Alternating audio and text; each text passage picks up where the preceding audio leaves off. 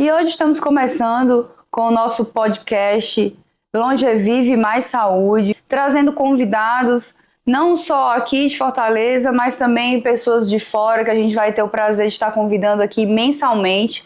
A princípio a gente vai estar fazendo um episódio por mês, para estar discutindo alguns temas sobre saúde, sobre longevidade, reposição hormonal, enfim, algumas coisas interessantes que a gente vai vir trazendo aqui nesse âmbito realmente da saúde, para estar elucidando algumas dúvidas, mitos, curiosidades, que talvez a população e todo mundo tenha, né, esse interesse. E hoje a gente está aqui com um convidado muito especial para abrir esse primeiro episódio com alguém que eu gosto muito, considero muito, com um tema para mim muito relevante, que eu sempre falo muito no consultório, que é de fato a alimentação saudável, né? Que é assim um tema que eu discuto muito no consultório. Quem é meu paciente sabe disso, que eu sempre bato muito nessa tecla, que assim a base de tudo é de fato a alimentação. Tudo começa aí, a alimentação e o exercício físico, a alimentação sempre como base de tudo, porque tudo começa e termina na alimentação. Eu sempre brinco muito que a gente é o que a gente come efetivamente, né? Então eu não poderia deixar de começar realmente esses podcasts, vamos dizer assim, com esse tema. E hoje, para começar realmente o podcast, a gente está aqui com o nosso convidado de hoje, nosso primeiro convidado, Dr. Orlando, né, nosso nutricionista aqui da Clínica Longevive, uma pessoa que eu admiro muito, um grande estudioso, entusiasta, né? Da alimentação saudável. Da alimentação saudável e da nutrição também, uma pessoa que eu admiro muito, que está aqui na minha equipe, que eu gosto muito. E a gente está aqui hoje para discutir um pouquinho e falar um pouco sobre esse tema tão importante, né, na vida da gente e na saúde como um todo. Né? Oi, gente, tudo bem? Muito prazer. Meu nome é Orlando Simões, eu sou nutrigeneticista. Tô muito orgulhoso, estou muito honrado em estar aqui nesse primeiro podcast com vocês e fazer parte desse momento tão grandioso, né? Dessa montagem desse podcast que vem com essa estrutura inovadora, seguindo a proposta da clínica, né, que é uma coisa inovadora aqui em Fortaleza, que traz diversas metodologias de inovação para a cidade, e o podcast ela serve como esse exemplo de reflexo do que é o propósito da clínica, não é? Então eu estou muito orgulhoso de fazer parte desse primeiro projeto, que é o piloto, né? Exato. E nada mais importante do que a gente falar sobre alimentação. Que faz parte da nossa vida. A gente começa desse jeito, a alimentação ela já começa mesmo antes da nossa concepção, pelas informações genéticas dos nossos pais, das nossas mães, e isso vai trazer um reflexo aí do nosso comportamento durante toda a vida, durante nossos hábitos. A construção de quem nós somos vem da alimentação, não só do aspecto bioquímico, mas também do social. Então é muito gratificante estar aqui para falar desse assunto tão importante aqui contigo. Bom demais. E isso que a gente podia falar um pouquinho sobre esse negócio da concepção. Acho que é uma coisa bem legal. E que as pessoas às vezes não têm essa dimensão. Pois vamos começar então? Pois vamos. Hoje, o que eu entendo, né? Hoje eu acho que a população ela não tem um condicionamento do que é importante na vida do ser humano para a construção social e para a construção bioquímica. Quando a gente pensa nessa alimentação, eu penso em algo que as pessoas elas não têm a consciência do impacto de como a alimentação ela consegue fomentar e transformar a vida das pessoas. Totalmente. E assim, é de fato transformador, porque todo início de doença ele começa pela falta de nutrientes. E a gente tem essas informações. Na verdade, a gente sempre sabe disso, mas a gente meio que vai empurrando, né? Deixando a maré levar e coloca a gente numa rotina de estresse muito grande, de uma demanda muito grande. Exato. E a gente não consegue pela vida mesmo focar nas nossas escolhas, assim, de fato, com precisão. Isso. Né? E quando a gente chega nessa parte de concepção, o que eu acho interessante de gostar muito dessa parte de genética e alimentação, né? É que as pessoas elas não têm uma concepção imediata de como é que se forma esse feto, quais são os nutrientes necessários, o que esse serzinho que está se formando, o que ele está precisando, sabe? Exato. Então, uma coisa que eu estava estudando, ainda na graduação, que eu sou apaixonado até hoje, é um termozinho na ciência que a gente chama de programação metabólica fetal. Nada mais é do que as informações que essa gestante está passando de alimentação, de estresse, de resposta à inflamação e de como isso molda o metabolismo do feto. E é algo assim grandioso. e que quando a gente entra na parte da década de 70, da década de 80, que a gente olha para as mulheres ingressando no mercado de trabalho, a gente percebe que não teve uma prevenção para falar sobre essa necessidade, para essa demanda bioquímica. Na verdade, a gente nem sabia, né? Exato. Então, hoje, essas informações de inflamação, de estresse oxidativo, que é um agressor para o organismo, faz com que o metabolismo dessa geração que está sendo formada, ela venha com consequências metabólicas. Aí hoje a gente tem autismo, tem TDAH, que está bem evidente hoje em dia. Tem né? ansiedade, tem depressão. Então as coisas elas estão se manifestando por respostas de condicionamento social, mas que cada indivíduo, ele infelizmente segue essa resposta social massiva e vai complementando, moldando esse metabolismo, esse corpo, né? Então a gente tem que bater nessa tecla justamente com essa proposta do podcast de trazer algo diferente, de trazer algo inovador, para que a gente consiga ter bons resultados, para que a gente consiga criar consciência nos pacientes, para que a gente consiga ter uma personalização de fato para entender o que é que aquele organismo precisa, não é verdade? Exatamente, porque não só não ter uma alimentação adequada, como isso também acarreta não ter a suplementação das vitaminas que se precisa. Nossa, gente. Hoje a gente sabe que a vitamina D, por exemplo, na concepção do feto, ela tem uma importância gigantesca. Gigantesca. Já tem, inclusive, os últimos trabalhos aqui que já estão saindo, mostrando a importância da vitamina D na gestação, inclusive para a questão do autismo. Então, assim, faz muita diferença mesmo. E as pessoas muitas vezes não têm essa noção, essa dimensão. Não. E hoje a gente está vendo muita criança aí com TDAH, gente, demais. com autismo, e às vezes a gente não sabe de onde é que vem. E muito é pela base. E a base é exatamente essa, né? E é importante salientar que alguns nutrientes, infelizmente, a gente não consegue ter uma totalidade integral, que aquele nutriente seja total da alimentação, seja integralmente vindo da alimentação. Então, precisa ter essa suplementação. Muitas vezes tem que ter a suplementação. Gente, é por isso que tem o pré-natal, tá? Por isso que tem que ter a colocação das vitaminas, mas infelizmente o protocolo de pré-natal hoje em dia que a gente tem... É muito pobre também. Pelo Sistema Único de Saúde, ele é muito pobre pela demanda e a necessidade metabólica do organismo naquela gestante desse feto que está sendo formado. Exato. Então a gente precisa complementar, fazer essa complementação de forma assertiva, ver o que essa gestante está necessitando, colocar os nutrientes necessários. De uma forma mais integral e mais completa também, né? Olhar para o paciente como um todo, como né? todo, exatamente. Realmente é muito importante mesmo. E como é que você acha que a gente poderia montar, talvez, um prato mais equilibrado, né, de dicas que a gente poderia dar, de repente, para um paciente, não só na questão do pré-natal, mas saindo, talvez, agora do pré-natal, o que a gente poderia...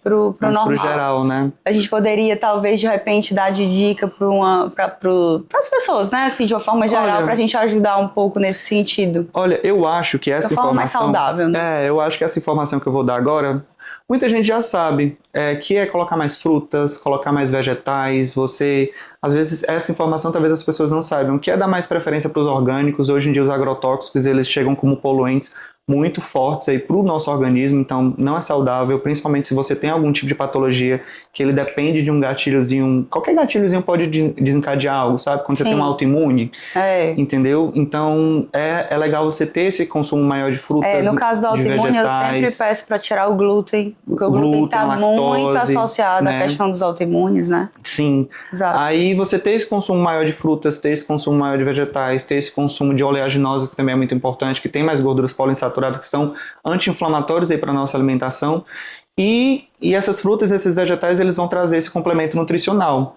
né? Mas o que eu venho percebendo na prática clínica é que hoje em dia todos nós bombardeados de informação, e isso é mais do mesmo. As pessoas sabem que elas têm que consumir frutas, as pessoas sabem que elas têm que consumir vegetais, e elas sabem que ela tem que se hidratar, tem que beber água. Então não é uma informação nova. E aí eu fico me questionando assim no consultório, o porquê não está sendo executado, o porquê que não está sendo feito. E aí quando você percebe, é muito de comportamento. As pessoas não conseguem virar a chave e ter a consciência que aquilo é algo importante, que aquilo é necessário. A gente sabe, a gente chega aqui no consultório, a gente pega uns casos nos quais os pacientes chegam para a gente e falam assim, me ajuda. Porque já está com a doença instaurada, já está com a patologia formada, infelizmente já está com câncer, com autoimune, sabe? Então, eu acho que a grande chave está no comportamento de você olhar para aquele ser humano, entender aquela necessidade bioquímica, aquela necessidade biológica que ele está tendo, e ir além. Você vê como que você pode guiar e orientar para que ele consiga ter essa maior adesão. Exatamente, porque também eu acho que a medicina, assim como a nutrição, com certeza, ela está andando muito para uma coisa de maior precisão. Sim. E maior individualização. Sim. Entendeu? Eu acho que os tratamentos, com certeza, aqui a gente fala de dicas gerais, mas claro que hoje anda muito por uma coisa muito mais individualizada, né? Eu aqui no consultório, assim como você, eu tenho certeza, a gente anda muito por uma coisa realmente mais individualizada mesmo para a necessidade de cada um especificamente. Sim. Uma dose de uma medicação, às vezes, que é boa para você, pode não ser para mim, pode não ser para ele. Então, assim, realmente hoje a gente vê que, assim, diferente de antes que a gente imaginava, né? Metformina, 500 miligramas para todo mundo. Não, 500 miligramas vai ser bom para você, pode não ser para mim. Para você pode ser bom 500 miligramas, para mim pode ser bom 400, para ele pode ser bom 250. Entendeu? Então, assim, hoje a medicina, assim como a nutrição, ela tá andando para uma coisa realmente de muita precisão e muita individualização. Isso tem que ser visto com mais cuidado, eu acho. Né? Hoje a gente percebe que o mais do mesmo, os tratamentos que são mais genéricos, eles conseguem ter uma resposta, claro. Você vai mudar a alimentação, você tá, por exemplo, quando a gente chega na física, tudo depende do ponto de referencial onde você tá. Exato. Então, quando você começa um protocolo, você começa uma dieta, você começa o exercício, você vai ter resultado. Exatamente. Mas vai chegar uma hora que, se você não tiver um autoconhecimento bioquímico, um autoconhecimento do seu comportamento... Vai chegar até ali e para. E para, você está aqui, você precisa de orientação, você precisa saber do que você precisa mais. E às vezes, em muitos casos, que não é raro de acontecer, a pessoa tem um estilo de vida saudável, ela tem um hábito saudável de alimentação, ela tem exercício físico e mesmo assim a iniciação das... E isso é bem comum, né? Chega muito paciente para mim e diz assim, doutora, eu tô comendo bem, eu como pouco, eu faço exercício físico e eu não consigo mais emagrecer, eu não consigo fazer, o que é que eu faço? E aí eu sinto isso, tenho fadiga, tenho dor de cabeça, tenho enxaqueca, tem tantas outras questões que elas podem ser trabalhadas, e isso tá na alimentação, tá na rotina, tá no sono, tá no intestino. Então é um tratamento tão integrativo. Exatamente. Que você tem que entender basicamente quem é aquela pessoa, de onde ela vem, como ela foi formada, que a gente estava falando sobre isso, né? Do processo de formação. Exatamente. E vou além, porque a gente consegue fazer também um parâmetro social. Estou batendo muito nessa tecla, porque eu acho que é uma grande virada de chave da gente entender o comportamento do outro, quais são essas experiências, do que a gente precisa, do que essa pessoa precisa. É mais profundo mesmo do paciente. E de como é que a gente consegue ver de onde ela veio, de um parâmetro social. Imagina só, eu falando para ela, coma frutas, como vegetais, mas quando você vai ver, durante toda a infância, durante toda a adolescência, essa pessoa nunca teve acesso, porque ela nunca foi ofertada, os pais não comiam. E passou esse hábito. Então é todo um processo de formiguinha, tem pacientes, todo um às trabalho. vezes, que chegam para mim, por exemplo, que você vai pegar, o problema do paciente está lá na infância dela. Entendeu? Teve um paciente mesmo essa semana para mim que chegou com um problema. Disse, mas como é que foi a sua infância? Disse, doutora, ninguém nunca me perguntou isso. E aí ela começou a falar um monte de coisa. Eu disse, mas o problema tá aí. Começou esse é o problema. Né? Entendeu? O problema não tá aqui agora. O problema começou lá. Você precisa fazer uma terapia também. Você precisa fazer isso, você precisa fazer aquilo. Não adianta só eu lhe passar a suplementação. Seu problema não é só remédio. É isso aqui. Começou aqui. E então, assim, é muito mais além. É muito mais profundo do que isso, entendeu? E hoje, uma coisa que eu percebo muito, a gente já vai entrar em outro ponto de problematização, mas o que eu percebo muito também é que várias estratégias nutricionais, elas são colocadas nas redes sociais como salvadoras. Aí você fala, retira glúten, retira lactose, faz um jejum de 24 horas, faz um jejum de 12 horas, faz um jejum de 18 horas, faz a dieta da lua, faz a dieta da maçã. Então, assim, o paciente, São coisas legais, mas assim, não funciona para todo mundo. Tem que ver as individualizações de cada um. Pois o paciente olha para isso e fala, meu Deus, o que eu faço? Exato. O ovo é bom para mim ou não é? Será que ele tem um gatilho alergênico ou não? Exatamente. Sabe? Então, eu acho que é um excesso de informações, e nós estamos bombardeados disso, não só da nutrição, mas de uma forma geral, e que a gente, como profissional, a gente tem que orientar e entender esse indivíduo. Exatamente. Entender esse indivíduo, entender de onde ele veio, entender a formação, entender o contexto, e a gente trabalhar de forma direcionada, assertiva. E eu não vou nem me delongar muito, porque eu gosto muito dessa parte de nutrição de precisão e medicina de precisão, que é a minha área de paixão, né? mas que a gente tá trabalha difícil com, mesmo. para quem não sabe, gente, essa área é uma área que a gente monta a dieta e protocolos medicamentosos de acordo com as variantes genéticas, né, a predisposição genética. Então a gente consegue ter uma assertividade maior aí nos tratamentos e nos trabalhos e nas dietoterapias que esse paciente precisa. Mas assim, é muita informação. Às vezes Muito. é muita informação. Hoje a internet tá cheia, né? E as pessoas não sabem filtrar. E às vezes elas só, infelizmente, correspondem a um comportamento massivo. Exato. E uma das coisas que eu falo quando o paciente chega na consulta é, olha, prepare o ambiente que você chegou até mim agora com essa proposta, quero emagrecer. Tudo bem, eu vou conseguir fazer você emagrecer. Não é difícil, mas você precisa se ajudar e se facilitar nesse processo, porque é um processo de longo prazo. Porque se for de curto prazo, muito provavelmente você vai perder 10 quilos agora, mas vai voltar em 15. Então essa não é a proposta. A proposta é que a gente tenha uma construção de hábitos para que isso vá acontecendo de forma gradativa. Só que o que acontece? A pessoa começa e aí, por exemplo, vem a esposa, mas não vem o marido. Aí fica um cabo de guerra dentro de casa para ver quem está fazendo dieta ou não. E aí É bem isso. É bem difícil, gente. Então, uma das coisas que eu mais falo é prepare a ambiência. Veja os locais que você frequenta, com as pessoas que você está, para que isso consiga ser mais fácil. Torne o comportamento, a mudança de comportamento, que é uma saída de zona de conforto, mais fácil, mais agradável. Dieta não é para ser difícil. Porque, na verdade, não é uma dieta. É uma mudança de estilo de vida. Né? É o que eu sempre falo para meus pacientes. Vocês não vão fazer uma dieta. Não é dieta. É uma mudança de estilo de vida. É uma mudança de estilo alimentar. É isso que os pacientes têm que entender. É mudar o estilo alimentar. Não é parar de comer, não é passar fome. É mudar a forma de olhar para a comida. Sim. Entendeu? Eu quero comer uma lasanha, doutora. Pode comer? Pode. Em que quantidade? Em que quantidade? De que forma? Talvez uma lasanha de berinjela seja melhor. Talvez um outro tipo de uma lasanha de pupunha. Talvez. Vamos olhar para outras formas, de repente, de fazer uma lasanha. Entendeu? Enfim, cada caso é um caso. E tem que ver o paciente como um todo, como a gente tá colocando. Mas, assim, a questão é essa, é você olhar especificamente para cada situação. Mas a ideia geral não é fazer a dieta. É você mudar realmente o seu estilo alimentar. A mudança começa na cabeça. Para você se tornar, de fato, a pessoa mais saudável. Não é só ser magro. Não é fazer uma dieta para ser magro só. Sim, se fosse assim, ser saudável. Se fosse assim, quem era magro não adoecia, né? Exatamente. Ser magro é muito fácil. Perder peso é rápido. É muito rápido. Vamos ser saudável. Isso sim é muito melhor. Exatamente, é uma construção. É muito interessante isso, porque a gente olha para toda essa demanda que esse corpo precisa para desenvolver determinadas patologias, a gente consegue trabalhar isso de forma diferente. Exatamente. E falando um pouquinho sobre a importância do carboidrato, das proteínas, o que é que você acha sobre isso? Olha, eu acho, baseado tanto no que eu acho no aspecto clínico mesmo de atendimento, com 8 anos de atendimento, é que cada paciente ele tem um perfil. Por exemplo, hoje eu consigo tranquilamente assim, né? Eu sofro um pouquinho. Não minto. Nunca é tão tranquilo. Nunca é tão tranquilo. Mas pra mim é fácil. Não vou dizer que é uma coisa assim difícil que me impossibilita de fazer outras coisas. Eu tenho minha rotina tranquila. Mas eu consigo fazer um jejum de 58 horas, de 60 horas. Mas tem que saber fazer. Tem que saber fazer, gente, pelo amor de Deus. E assim, não vai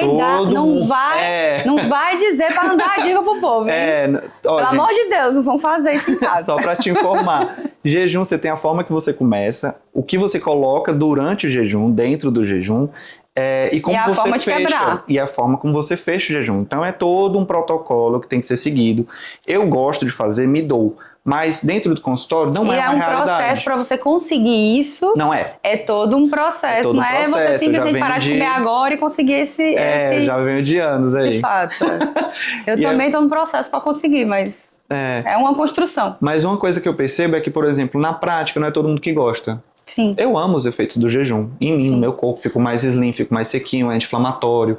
Mas quando você faz o jejum da forma correta, ele é maravilhoso. Ele é maravilhoso. Mas as pessoas, infelizmente, elas acham que fazer jejum é simplesmente, vou parar de comer aqui 16 horas. E assim, amanhã eu volto a comer tudo que eu quero e pronto, eu fiz o jejum. Não, jejum não é isso.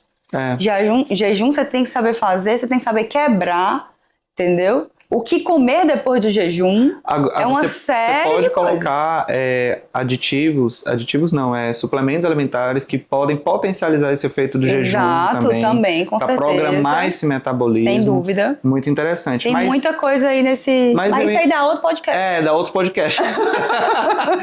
Mas uma coisa interessante que eu acho que eu ia falar agora, né? Antes do jejum, que já é uma estratégia assim avançada para quem gosta de fazer, enfim, as pessoas não têm consciência. Sim. Consciência alimentar, gente. Consciência alimentar é um termo que eu estou batendo assim na clínica demais mesmo. Por quê? Porque as pessoas, elas não têm consciência de quantas calorias, do que está colocando para dentro. Não tem a noção do que é um carboidrato, uma proteína, um lipídio, de como se inflama, se não inflama, se faz mal, se não faz mal. Então, por exemplo, você vai comer 3 fatias de pizza. Gente, 3 fatias de pizza dão o quê? 800 calorias? 800 calorias numa mulher que está com menopausa é mais da metade do que ela pode consumir de caloria por dia se ela não fizer atividade física. Então, assim... Entende a matemática da coisa que não fecha? Exatamente. Não tem essa consciência. Aí, se não tem essa consciência, a pessoa consome mais. Aí gera mais fome. Exato. E aí pouca saciedade, porque tem um consumo baixo de fibra. E aí a pessoa começa a ganhar peso de forma gradativa. E aí começa um ciclo, sabe? Exatamente. Que deixa aquele cérebro cada vez mais dependente, aqueles hormônios cada vez mais desregulados. Aí depois desregula sono. E aí, menino? E vai embora. E vai embora. Exatamente. É isso aí. Mas falando um pouquinho sobre os carboidratos, o que é que você acha deles? Eu normalmente gosto de tirar muitos carboidratos da noite, que eu acho que é sempre onde tem o pico mais de insulina, aquela coisa toda. Então eu sempre peço para meus pacientes para tirar esse carboidrato da noite. O que é que você acha sobre isso? Olha, referente a carboidrato, eu ainda bato muito na tecla da física. Quem vai me guiar muito é o paciente. Sim. Né? Ele vai ser meu referencial. Sim. E por que eu estou falando isso? Porque tem diversas condutas na alimentação nas quais a gente se adequa. Então, por exemplo, eu tenho públicos assim muito distintos no consultório. Às vezes eu pego um cara que é quase um bodybuilding. E às vezes eu pego um adolescente que tem TDAH. Então são públicos diferentes, com demandas diferentes, onde as condutas são diferentes. São situações muito diferentes. Então você que trabalha na parte mais preventiva, de longevidade, é uma necessidade maior trabalhar com esse nessa pegada, digamos assim, né? Com essa retirada um pouquinho de carboidratos, pensando nessa proposta clínica. Só que quando eu entro no atleta, já entro com outra questão. Claro. Então, gente, é muito... Até pro ganho de massa, aquela coisa toda, né? Performance esportiva, ruptura de fibra muscular, hipertrofia, etc. É uma demanda diferente. Sim, então, claro. Quem vai me guiar muito é o paciente. Sim. Não só no aspecto de demanda bioquímica, do que ele precisa, mas de comportamento também. Sim. Às vezes eu pego mulheres menopausadas, Orlando, eu me sinto muito cheia, eu acordo muito inchada durante a manhã. E aí você não vai colocar esse excesso de carboidratos durante a noite, porque ela já está relatando isso e pode ser um problema. E se é um problema, a gente tem que escutar, tem que ouvir, tem que ajudar para que melhore na adesão. Então, eu não gosto de falar muito dessas coisas generalizadas assim, porque... Aquilo que a gente estava falando, da medicina de precisão. De precisão, né? Exato. Da gente trabalhar do que precisa. Então, o reforço que eu faço muito no consultório... A gente está falando de uma forma geral, na verdade, né? O que eu faço muito no consultório é... Pense, o que você acha que o seu organismo precisa, entenda qual é o seu objetivo? Você quer emagrecer? Você quer hipertrofiar? Você procurou nutricionista porque uma ansiedade, uma dificuldade de sono? Então vai depender muito. Então, por exemplo, quando você coloca carboidrato refinado à noite, você já vai ter uma hiperexcitabilidade do sistema nervoso central, vai deixar aquele cérebro mais aguçado. Exato. E aí, se a pessoa for um pouco mais noturna, ela já não consegue dormir. Exatamente. E aí começa uma desregulação hormonal de forma consequente. Por isso que eu normalmente não gosto muito de colocar, mas sempre na medicina de precisão. Claro que é como você diz, tem alguns pacientes que eu acho que muda esse contexto. Às vezes o paciente vai treinar assim 5 horas da manhã. Lógico, aí muda o contexto. Né? Mas de uma forma geral, eu normalmente... De forma geral, eu gosto. À noite? Não, à noite não. Eu gosto pra performance, pra dar energia. Sim. De noite, pra mim, eu já não gosto muito, porque em mim acontece isso que eu acabei de citar. Me deixa mais excitado, me deixa mais... Não, de dia, sim. Eu não gosto muito da noite, na verdade. E outra, gente, carboidrato é muito importante porque ele tem fibra. E dependendo da fibra, da qualidade da fibra, isso vai ser muito bom para o intestino. Quanto mais fibra, melhor, exatamente. Vai ser muito bom para o intestino, porque as fibras, elas são alimentos para as bactérias que estão no nosso intestino. Sim, sem dúvida. E elas, assim, fazem... E o intestino também é outro podcast, porque é importantíssimo, porque tudo começa e termina no intestino, é assim. Incrível. Intestino, quanto mais a gente estuda ele, mais a gente vê a importância do intestino na saúde. É um impacto gigantesco. É imunidade, é cérebro, é hormônio. Tudo, né? Depressão, enfim. Nossa. Nossa, é assim, é outro podcast, Dá literalmente. pra ter uns 3 aí. Dá. Dá, literalmente. Muita coisa. Dá, realmente. E vamos falar um pouquinho sobre a alimentação e o diabetes. Olha, Que é uma coisa que a gente tem, eu pelo menos tenho uma demanda gigantesca e eu bato muito aqui no consultório. Não sei como é que você vê isso, mas assim, o tratamento efetivo do diabetes é de fato a alimentação. De fato, a alimentação. Né? Eu acho que assim, as pessoas De forma direta. De forma direta, exatamente. As pessoas tomam, na verdade, remédio para diabetes porque não querem mudar a alimentação. A verdade é essa. Sim. É o caminho mais fácil, é você continuar comendo tudo que você quer e tomar o remédio, né? Mas, na verdade, doutor, o que é que trata efetivamente a diabetes? Alimentação, gente. Estilo de vida. Estilo de vida, exercício. Alimentação, é diminuir carboidrato, é tudo isso. Então, assim, me fala um pouquinho, você que é nutri, tem toda essa expertise para falar sobre isso. Me fala um pouco, o que é que você acha sobre isso? Olha, referente ao diabetes, eu acho que é uma doença muito chatinha de se trabalhar. Porque para o paciente, você vê, sabe? A gente que estuda, a gente sabe. A gente tem essa noção de que é o remédio mais importante. A alimentação, Sim. o exercício físico. Mas por algum motivo ele não consegue. Parece uma prisão. O paciente, né? O paciente. Porque eles não conseguem mudar isso, né? E parece uma prisão, parece uma patologia quando você olha assim, que parece uma prisão. A pessoa fica dependente, e aí a gente levanta aquela pauta. É o caminho mais fácil, na verdade. E aí a gente levanta aquela pauta que a gente escuta muito de que açúcar é uma droga. E vicia. E vicia. E, gente, o diabetes, a fisiopatologia do diabetes, ele começa justamente por isso. Pelo excesso, e o açúcar em excesso. E, por favor, entendam que quando eu falo açúcar, eu estou falando da forma pejorativa, porque é o açúcar ruim, é o açúcar refinado, é aquele açúcar que está dentro dos industrializados. Não confundam quando a gente fala de carboidrato, porque carboidrato, você tem carboidratos muito bons, você tem a macaxeira, você tem a batata inglesa, você tem a batata doce e etc. Esses são bons. Mas quando você chega àqueles xaropes invertidos que estão dentro dos alimentos, esses são ruins. Então, assim, é quase uma prisão para o paciente e precisa ser trabalhado. Porque também é uma cultura, né, na verdade. A gente cresce comendo tudo isso. Então, assim... novo naquele papo de construção, né? Exatamente. De como é importante. É quase que uma mudança de cultura mesmo, né? Assim, de repente você tem que parar de comer tudo que você gosta. Durante a vida inteira. Durante a vida inteira, que você cresceu comendo tudo aquilo. E, tipo, de repente, agora eu não posso mais comer nada daquilo que eu comi a vida inteira. Eu vou ter que mudar tudo. Tipo assim, algumas pessoas até conseguem. Tenho pacientes que conseguem realmente. E hoje eu tenho pacientes, por exemplo, que tiraram quase que todos os remédios por causa da alimentação. E é fantástico, assim, o resultado, entendeu? É muito gratificante, né? Gratificante demais. Mas já tem pacientes que, tipo, doutor, eu não consigo. Até consegue parcialmente, mas não consegue tudo. Então, assim, é difícil mesmo, mas é uma construção. É uma construção. Mas é uma mudança quase que cultural mesmo, né? Porque você nasce com aquelas informações, você cresce com aquelas informações, você se forma dentro daquele contexto. Exato. Aqui no Nordeste, por exemplo, a gente tem um consumo alimentar de carboidrato muito alto. É uma alimentação muito hiperglicídica. Então, é uma tendência à manifestação da diabetes, por exemplo. Exato. Então, precisa ter esse controle, precisa ter esse complemento de mais verduras, de mais frutas, de mais vegetais, para ter esse condicionamento de fibra, que ajuda na questão do controle de diabetes também. Então, assim, é toda uma manifestação onde a gente precisa, mais uma vez, entender o paciente. Exato. Entender o porquê que não consegue, por que está dentro dessa prisão, por que está, sabe?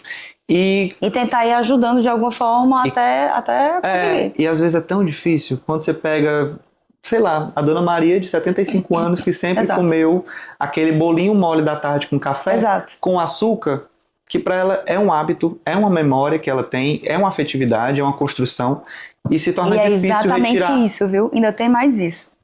Às vezes a comida é uma memória afetiva. Ainda tem isso daí. Porque, assim, às vezes, ai, doutora, mas aquele bolo que eu como de tarde me remete à minha infância, doutora. Ainda tem isso. Então, assim, ainda tem essa memória afetiva que às vezes é muito forte. E, gente, a gente fala assim, mas a gente não tem a dimensão de como isso é importante para aquele paciente idoso. Não, é dificílimo. Porque eu como senso crítico, o que eu percebo? Que é uma população que está cada vez mais sozinha, Sim. que se sente cada vez mais sozinha, que começa a ver as pessoas próximas irem embora porque vão falecendo, que vão morrendo. Então, é uma coisa que te deixa muito solitário. É por isso que geralmente a gente percebe que idoso gosta de conversar. Ele gosta dessa interação, porque é uma solidão muito grande. Sim. Então, os poucos momentos que ele tem, e a alimentação também é prazer, também tem essa festividade, para ele é um momento assim bom. Pode parecer uma coisa simples para quem está olhando de fora, mas para ele aquilo ali faz toda a diferença. Exato. Então a gente tem que ponderar muito.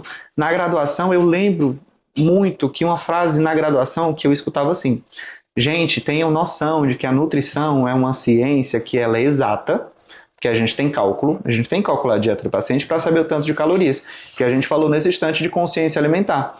É um curso que é de biológicas, porque a gente vai trabalhar com bioquímica, a gente vai trabalhar com fisiologia, a gente vai trabalhar com o corpo humano. Mas ele também é social, ele também é humano, e a gente precisa entender que a alimentação faz parte do processo de formação humana. Faz parte do processo de formação humana. Se alimentar, socializar. Então, muitas vezes, é como eu falo no consultório: olha, onde você está, o que você quer, o que você precisa. Será que faz sentido você sair com seus amigos por conta daquele momento de prazer, você perder aquilo tudo e não fazer parte daquilo por conta daquele pequeno momento? Vai, aproveita um pouco. A vida é sobre isso também. Exato. E é equilíbrio. Agora, quando você pega um caso de câncer, um caso de doença autoimune, um caso de uma depressão profunda, aí é diferente. Claro. Porque você não pode dar essas margens, porque a gente quer o melhor para o paciente. Então a gente tem que ter expertise nas condutas. Hoje o que eu vejo muito nas redes sociais é um terrorismo assim gigantesco. Sim. De que tudo se aplica a todo mundo, mas não é. Não é. Depende muito do paciente. Você entender o que o paciente está necessitando naquele momento, sabe? Exato. E assim, eu acho que as pessoas têm que buscarem ser felizes. Porque isso também é remédio. Eu sempre falo isso para meus pacientes. São remédios que a gente não encontra na farmácia. Sorrir, fazer o que gosta, sair com amigos. Isso é muito importante. E a alimentação está inclusa, né? E a alimentação está inclusa, claro. Eu sempre falo, assim, tudo é o que você está dizendo, é o equilíbrio. Ah, doutora, eu nunca mais vou poder comer uma pizza? Claro que pode, gente. Só não pode fazer parte da rotina. Não, pelo Eu só não quero que faça parte da rotina do dia a dia. Mas, vou sair com amigos, vou sair para jantar com uma pizza. Claro que vá sair, vai se divertir, vai brincar. Sabendo comer, porque tem essa também. Vai comer uma pizza inteira. Mas tá tudo bem, exato. Não precisa comer uma pizza GG sozinha. Com bola de chocolate. Exatamente, vamos com calma, né? Mas assim... Equilíbrio. Equilíbrio. Mas assim, vá, se divirta, brinque, sorria, curta o seu momento, coma a sua pizza. A vida fica tão mais gostosa quando ela é equilibrada, né? Exatamente, tudo é equilíbrio, faz parte da vida. Só não precisa realmente o excesso, é isso só. Mas assim, é isso. Mas eu também acho que a diabetes é exatamente isso, é muito difícil. Mas assim, é muito importante essa consciência realmente da população. E uma coisa que eu não comentei sobre diabetes, né, gente? Ele dá margem para outras milhões de doenças. Então, hipertensão... A resistência à insulina, não é nem o diabetes, a resistência à insulina. É a base da patologia, da base, né? Exato. Dá margem para... Pressão câncer, alta. dá margem para câncer, dá margem para problema renal, dá margem para doenças neurodegenerativas, Parkinson, Alzheimer. Por aí vai. E por aí vai, gente. Então, assim, literalmente. Quando a gente fala da importância do carboidrato na alimentação, é isso que a gente está comentando, equilíbrio. É você saber comer, é você sair da alimentação, do seu hábito saudável, não fazer daquilo um grande... problema no seu organismo. Então você saber comer uma pizza, você saber comer quando sai, equilíbrio, não tem mais o que falar isso. É você saber dosar o que é importante, o que eu quero, qual o propósito. Então, por exemplo, às vezes a gente chega, isso a gente tem muito em comum, né? De longevidade. Às vezes o paciente ele chega com essa proposta: eu quero ter uma terceira idade boa, eu quero ter mais saúde, eu quero ter uma melhora dos meus exames. E a gente percebe que o carboidrato está muito relacionado com isso, com esse consumo calórico. E aí a gente já tem uma abordagem diferente, uma visão diferente. Exatamente. E o que a gente poderia falar, o que tu acha que a gente poderia falar aqui sobre a nutrição e as doenças degenerativas, como Parkinson e Alzheimer, por exemplo? Doenças neurodegenerativas, pronto. Inclusive, peguei um caso ontem muito interessante. A alimentação, gente, ela entra como um papel assim fundamental, tanto na questão do Alzheimer quanto na questão do câncer. Essas duas doenças, embora elas sejam neurodegenerativas, a base da formação da doença é diferente, então são condutas diferentes. O que eu gosto bastante é a gente ver o que tem na literatura, ver o que tem nos artigos de conduta. Sim. E a gente partir desse princípio, dessa premissa. Mas não só isso. O mais importante mesmo é a gente partir do princípio de formação da base patológica dessa doença, de como é que ela se forma, e a gente entender a base bioquímica de melhor conduta. Então, por exemplo, será que carboidrato à noite, por conta desses picos glicêmicos, eles vão ser favoráveis? Sim ou não? Então a gente aborda isso. Será que vai ser favorável através disso, de forma direta? Não. Aí, o que teria de consequência se a gente colocasse? Teria desregulação hormonal por conta de uma possível hiperexcitabilidade do sistema nervoso central. Entendeu? E aí já desregularia hormônio. E esse aumento de estresse oxidativo vai ser favorável? Então, normalmente, nesses casos, eu gosto muito de discutir junto com o nutricionista. Nossa, é tão gostoso discutir casos, muito né? legal. Fazer uma abordagem bem direcionada, eu gosto muito também. Assim, tem alguns pacientes que eu acho que assim, é muito legal você pegar o caso do paciente, discutir mesmo com o Nutri e ver qual a melhor abordagem pra gente fazer uma coisa realmente muito direcionada e bem estudada para aquele caso. Mas basicão, assim, anti-inflamatória, dieta anti-inflamatória, básico, tem que ter, nesses casos tem que ser mais... Quase tudo, né? Tem que ter uma dieta muito antioxidante para combater esse estresse oxidativo. Por quê? Porque a nutrição, nesses casos de doença neurodegenerativa, ela não chega como cura. Ela não vem com essa proposta de curar, ela vem como retardo. Sim. Então é para o Alzheimer não avançar com tanta velocidade, é para o Parkinson não avançar com tanta velocidade. Sim. E eu falo isso porque o meu primeiro paciente, coincidentemente, foi o meu pai. Ah, é? E ele tinha Parkinson, ele tinha Alzheimer, e para mim foi muito desafiador. Na verdade, o meu curso no primeiro semestre ele já foi muito desafiador, mas fica para outro momento. Mas o meu pai foi o meu primeiro paciente. Ele tinha Parkinson, tinha Alzheimer, foi muito doloroso, embora a gente, na minha construção assim, de vida, ele nunca tinha sido uma pessoa tão presente, mas para mim foi muito gratificante conseguir cuidar dele daquela forma. Que legal. E foi muito desafiador também, porque pra gente que sai da graduação, assim como a medicina, a gente sai de forma muito geral, né? Sim. De forma muito crua. Então eu já tive que entrar numa base patológica que já começa que não tem cura. Então você já se sente um pouco impotente ali, já bate um pouquinho. Totalmente. Mas foi muito gratificante, eu consegui assim retardar bastante. Que legal. Ele foi uma pessoa que viveu muito com a minha irmã, que é por parte paterna, né? E ela falava que notava demais a diferença dele quando fazia a dieta, que ele conseguia fazer ou não. Mas ele foi meu primeiro paciente. Que legal, que bacana, isso é muito legal. Muito legal. E vamos falar um pouquinho sobre as dietas. O que é que tu acha da low carb, da cetogênica? Jejum intermitente, a gente já falou até um pouquinho. Por exemplo, foi uma dieta que eu trabalhei com uma paciente minha de estágio de posto de saúde. Foi? Foi, eu lembro. E eu já tive uma conduta de dieta cetogênica para uma doença que era para epilepsia. Mas a epilepsia tem muitos artigos científicos mostrando a eficácia da dieta cetogênica. Da cetogênica e diminuindo drasticamente, realmente comprovando mesmo que a dieta cetogênica ela tira realmente a epilepsia dos pacientes. E aí foi a minha primeira conduta de dieta cetogênica. É muito legal. Tu teve sucesso? Tive. É inspetável, tira com a mão. A dieta cetogênica tira com a mão. O paciente ele não se comunicava comigo, ele não olhava diretamente para mim.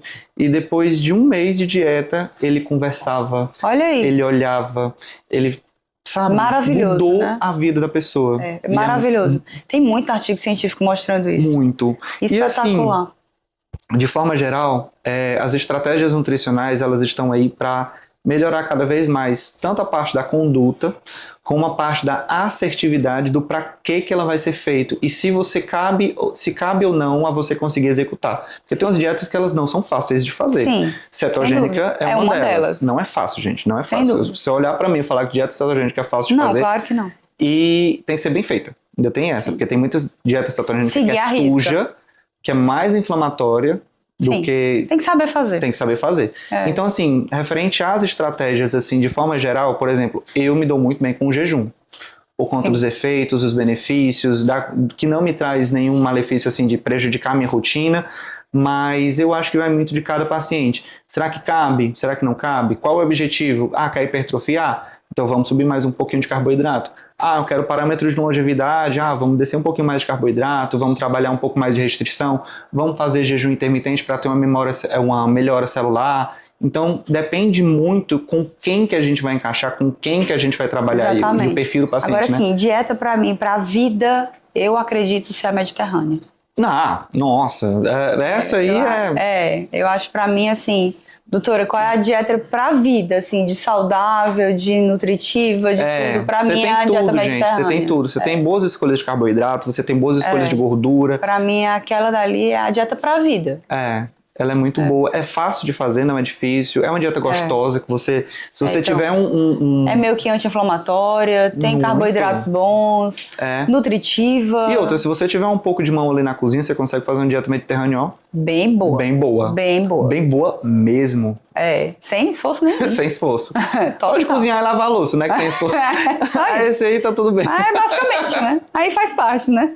O que é que tu acha que como a gente faz para diminuir esses impactos dos ultraprocessados e evitar tudo isso, esse radicalismo e tal? O que é que você acha? Diminuir os ultraprocessados? Bom, eu gosto muito de trabalhar com os pacientes que têm essa dependência, assim, porque o meu X da questão é por que ele está consumindo? Na verdade, eu acho que eles consomem muito por praticidade. Então, por que ele está consumindo? E aí, quando a gente vai ver, é uma rotina muito pesada, é um estresse muito alto. Todo mundo trabalha muito, vai pelo que é mais fácil, gasta menos, que a gente sabe que hoje comida saudável é muito caro e vicia. E ainda tem um plus. Quando o paciente ele tem um consumo muito alto de ultraprocessados, não dá, gente. Não dá para competir um cheeseburger ultraprocessado com a maçã. Quando você pega a formação da papila gustativa, da célula da papila gustativa, ela vai querer, quando você está acostumado com ultraprocessados, sempre todo alimento ele tem que ser uma explosão de sabores para ser bom. A alimentação se torna uma coisa dependente de prazer. E aí a gente entra lá no cérebro e pega dopamina de curto prazo, que não é bom. E o que eu percebo? Que a gente tem que desmamar. Exatamente. A gente tem que tirar esse vício. Aí a gente vê como é que a gente vai conseguir fazer isso desse paciente. Tem práticas mais saudáveis e é mais engraçado que no comportamento desses pacientes tem alguns que vão sofrer mais e tem alguns que vão sofrer menos. Porque tem pessoas que elas são mais abertas à mudança de comportamento e aí, consequentemente, elas têm mais sucesso. Outras já não são tanto. Elas gostam de estar numa zona de conforto, numa mesmice maior, e às vezes quando ela entra nesse processo de mudança de hábito, ela não tem essa consciência. Total. E aí essa mudança de hábito se torna dolorosa, ela sofre e não consegue ter adesão no plano. É verdade. Entende? É bem difícil. E eu acho que até a questão de custo também, né, é bem, bem complicado. A gente sabe, hoje a gente tem uma infinidade de opções, sem glúten, sem tudo, mas assim, é um custo bem mais alto, né? Assim, nem todo mundo consegue seguir um pouco também. Não. É difícil hoje a gente comer saudável com um custo mais baixo. Até dá. O que é que tu indicaria, assim? O que eu indicaria? Como é que tu acha que a gente poderia conseguir fazer isso? Gente, alimento mais nutritivo do mundo, bom, aquele BBB, né? Bom, barato. Bom, bonito e barato. Bom, bonito e barato. Ovo. Ovo é nutritivo, ele nutre. Adoro também. Consegue fazer diversas receitas com acho que o ovo é o alimento mais nutritivo mais completo, de completo. Você tem zinco, você tem magnésio. Tudo. Você tem colesterol, que dentro do ovo novo. É bom, porque também produz hormônio. Então, assim, tem coisas que você consegue deixar a alimentação nutritiva de baixo custo. Sim. Você consegue trabalhar com uma saladinha barata, você consegue trabalhar com os legumes que são mais baratos. Outra coisa interessante é que as pessoas não têm essa dimensão, mas que pra gente é importante, pelo menos pra mim, né, que trabalho com essa parte genética. Quando você pega alimentos que estão dentro da safra, que estão dentro da estação, gente, consequentemente eles têm menos agrotóxico. Se tem menos agrotóxico, é menos dano para o organismo. Você tem menos estresse oxidativo, você tem menos dano ao DNA. E aí, consequentemente... E hoje já tem ovo até orgânico, já viu? Sim, e aí... Maravilhoso, né? E aí, dessa forma, você tem uma conduta onde você consegue ter uma alimentação mais saudável, barata, e você consegue ter mais alimentos nutritivos de forma mais barata também. É verdade. Total. E para finalizar, vamos falar aqui um pouquinho sobre os segredos das populações mais longevas assim do mundo. Eita, esse é um assunto que eu gosto. Esse é para fechar agora com chave de ouro o nosso Gente, podcast. quando a gente fala de longevidade, parece que é um mundinho afora, né? Porque tudo que a gente estuda às vezes fica um pouco mais diferente. Total. Então, e eu gosto muito disso na longevidade. Quando a gente entra nesse parâmetro de longevidade, porque o que os artigos dizem? O que eles fazem, na verdade? Eles estudam as populações do mundo que elas são mais longevas. E aí entra o questionamento de levantamento da hipótese, o porquê que isso acontece. Exato. E aí a gente vê que bate mais do mesmo, a alimentação, o estilo de vida, o que elas consomem, quais são os nutrientes que estão presentes nessa alimentação que essas pessoas têm de parâmetros mais longevos. Que normalmente elas têm mais, né? Vamos dizer assim. E aí a gente consome, e aí a gente fala de ômega 3, a gente fala de vitaminas do complexo B, a gente fala de vitamina D, a gente fala de zinco, a gente fala de magnésio. Muito bom.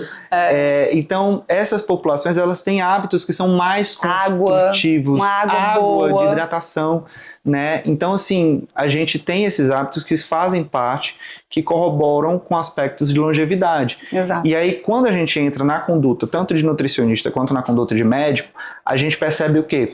Que muda. A interpretação do exame é diferente, os parâmetros bioquímicos são diferentes, então é uma visão diferente. E aí quando a gente vê, a gente entra naquele ponto que eu falei, qual é o objetivo do paciente? O que ele quer? E aí a gente entra nessa demanda. Mas, gente, a longevidade é um mundinho assim tão gostoso de estudar. Muito. Eu gosto. Eu sou suspeita. Eu gosto bastante, mas assim, é muito bom de estudar, a conduta é muito prazerosa. Mas uma coisa que eu percebo, assim, do parâmetro de longevidade, dos hábitos, né? Não é uma conduta fácil para quem está começando. Não. É um processo. Não mesmo. É um refino. Por exemplo, consumo de chá. Quem que gosta de tomar chá? E aí, quando você entra nessas populações, elas tomam. Sim, muito. Consome muito. Agora eu te digo, chá também, quanto mais puro, é melhor. Aqui a gente também tem como é que eu posso dizer, um hábito de tomar muito chá, às vezes, que não são puros, tá? E isso também tem muita diferença. Tem, com certeza. Você pega um chá muito puro, um chá... Ele é um gosto totalmente diferente, que é o que eles tomam lá. Né? E o que a gente busca muito aqui. Você toma um chá de qualidade, um chá puro, nossa... Feito. Não, na temperaturazinha bonitinha. Na temperatura certa, na quantidade certa. Nossa. Gente, é outro gosto. É outro gosto. É totalmente diferente de você comprar aquele chá de caixa que você compra no supermercado. Nossa, que às né? vezes então, assim, uma bomba de açúcar. Exatamente, bomba de açúcar, metais pesados, você coisa que lá dentro você não sabe nem o que é que tem, enfim, uma série de coisas, né? Então, assim, mas um chá bom, de qualidade, é muito gostoso. Eu gosto. Agora é hábito também. Entra hábito. na parte não cultural. Não é fácil, gente. Não é fácil. Eu gosto, mas... Aí entra naquela coisa que a gente estava falando, realmente, de mudança de cultura, de hábito, de tudo isso. Eu, particularmente, gosto muito, porque, pra mim, a minha visão, né, de nutricionista, pra mim, você mata 2 coelhos de uma cajadada só. Porque você se hidrata. Total. E você tem um consumo de compostos bioativos, assim... Gente, maravilhosos. Antioxidante, um monte de coisa pode ter ali. Então, melhora de um condicionamento, melhora a célula, melhora tecido, melhora a pele, melhora cabelo. Melhora um monte de melhora coisa. Cérebro, melhora a disposição. Tudo. Chá é maravilhoso. Então, assim, chá pra mim eu gosto. Tomar chá de jejum. E não quebra o jejum, né? E não quebra. E fique bem claro que não quebra. Sem açúcar. Exatamente, nem adoçante. E nem adoçante. Exatamente. Então, é isso aí. Acho que foi ótimo o bate-papo. Eu gostei bastante. Gostou? Então, foi muito bom. Pro piloto, né? Primeiro podcast. Nosso primeiro podcast, acho que foi ótimo. Acho que a gente conseguiu, nesse podcast, desmistificar muita coisa. Conseguiu ser bem amplo, assim, falar de muita coisa. Uma pinceladinha de cada coisa. Sim. Né? Conseguiu trazer boas abordagens, boas condutas. Uma conversa boa, leve. Exatamente. Que qualquer pessoa consegue assistir, consegue se interessar, consegue se empolgar. Exatamente. E que... A gente vai trazer ainda muito mais coisa.